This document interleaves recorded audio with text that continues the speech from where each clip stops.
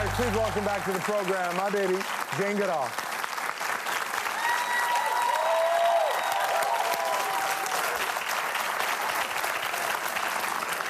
How are you? I'm fine. You remember the stage? Of course I do. You know, he looks good. He's 16 years old. 16 years old. He's just been to a spa in Germany for a redo. Oh, nice. Had a nose job and a hairdo and... Is that code for like a lint brush or? everything. Nice. Seriously, it's a toy hospital. Lovely. Well, welcome back. Thank you. How have you been? Busy? Yeah. Talk to me about this study, trying to get people, and a poll that showed the number of Canadians that would support a ban of use of, chimps in movies. Yes, it's about 2/3 of Canadians have understood that it's actually cruel to use chimpanzees and other exotic animals, for that matter, in entertainment. So you reached this point in your career where you've been doing this an awful long time. Is it getting better? It's getting better. There's certainly more awareness. But, there's still an awful lot of Canadians who don't realize that chimpanzees are actually endangered in the wild. When I began, there were sort of somewhere between 1 and 2 million in 1960, and now very most is 300,000, is probably much less. And those are spread over 21 countries, but mostly just in 4 in the central part of Africa. Has awareness led to action? Because if the numbers are dwindling so dramatically, how is it getting better, aside from awareness? Well, the Jane Goodall Institute has programs in Africa, and it's become very obvious that if you want to conserve a habitat and chimpanzees and other wildlife living there, it's not going to work if that wilderness area is surrounded by people living in crippling poverty. Right. So our programs are very much involving improving things in a holistic way for the villagers so that their lives are improved. And then they actually will help us in our conservation efforts. So it's it really works. It's incredible how pretty much everything in the world, when you talk about need for assistance and any kind of international aid, at some point stems to poverty, and that people just need a fair shot at life. Yeah. But it's the two, isn't it? It's poverty on the one hand and overconsumption on the other.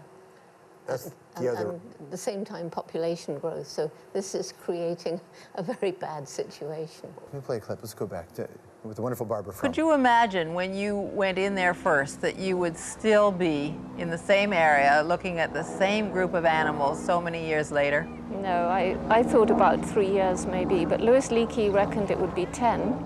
And, well, as you say, here I am, and still learning new things. And I think, quite honestly, that although the first 25 years were exciting, I think the second 25 years will provide even more meaningful results. So,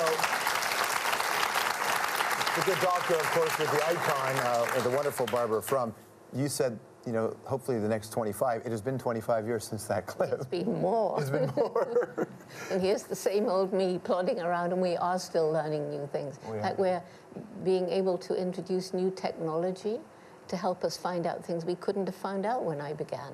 Like you can collect a little fecal sample, a little bit of poo, and you can do DNA analysis. And now for the first time, we know for sure who the fathers are. We only used to guess before. Right. It's funny, but the thing about chimps is that they're so close to humans.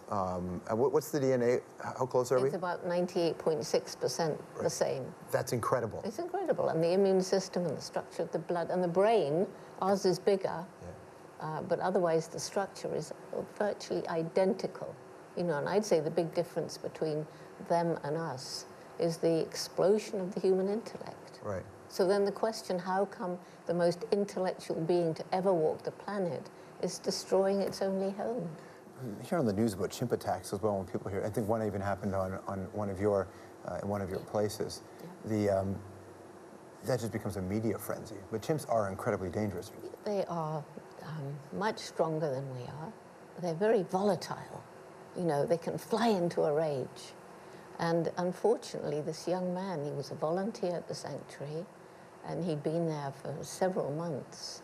And for some unknown reason, he went underneath the barrier that was built so that you couldn't get too close to the electric fence which kept the chimps in. Right. And of course, they can reach there long, and their arms are so much longer than you think, and grabbed his foot He said he was moving a stone in case one of them threw it, but I mean, he's got to live for the rest of his life in the maimed state he is, Right. knowing it was his own fault. That's terrible. Yeah, that's heavy. It's How very is he? heavy. Well, he's alive. That's all I can say. Right. What are your thoughts on zoos these days? Well, zoos, it's difficult, but there are zoos that I would say are definitely doing a good job for conservation. They're raising money to help conservation in the wild. I mean, if you're a child and you have no chance of going to Africa, you can look at movies, and that's great. But to actually look into the eyes of a living chimpanzee or elephant or whatever it is and sense the beingness and get an empathy with that aura of another being there, you can't get that from a film. There's also this idea that maybe zoos might become the Noah's Ark. As a lot of this natural habitat has been destroyed, a zoo properly managed might be the only place where some animals can live. That to me is so tragic. I mean, okay, there's captive breeding, but to me, unless we're actually saving, restoring the wilderness, it is tough, but you know, you have to give the animal a chance, keep it on this planet a bit longer and hope that we can reverse some of the trends of destruction. That's what we're all about. And then, of course, working with youth. The young people are going to grow up. So we could fight, we are fighting to save chimpanzees, to save environments, to improve zoos, and some zoos are really much, much better with huge enclosures. But all of this will be useless unless the next generation is a better steward than we've been. So that's our Roots and Shoots program, which is now in 130 countries. Stick around, more with the good Dr. Jane Goodall after this. All right, still to come, Iron Chef Chuck Hughes and our new Three Things panel. We got the great Chuck Hughes in the house tonight. Yummy. Yeah, because you're a cook. It's yum. Yummy.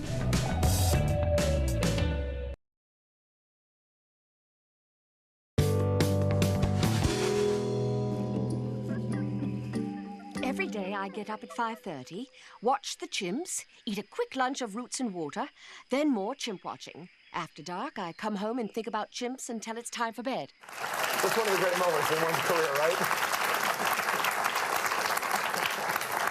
Did you know The Simpsons were going to honor you that way? No, I didn't actually. It's pretty wonderful. I knew Gary Larson was going to do a cartoon, and the Thornberrys did me as well. I know that because I was the voice of this strange green creature. Right. But this was a surprise. It's nice to be on The Simpsons.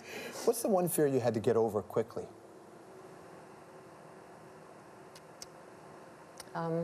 Leopards. Leopards. Yes. That seems like a reasonable fear. It was an unnecessary one. It was because one of my first experiences in Kenya was going along. A leopard had killed a dog, a huge deerhound, and he'd been caught in a live cage. And you know, the terror and the anger and the aggression and the way he leapt, you thought this cage can't contain him.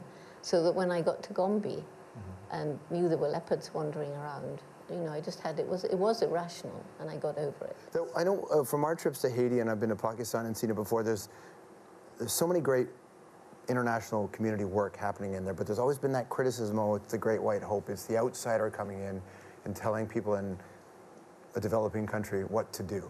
Have you ever faced that? Well, we've done it the opposite way. That's why our programs have been so successful.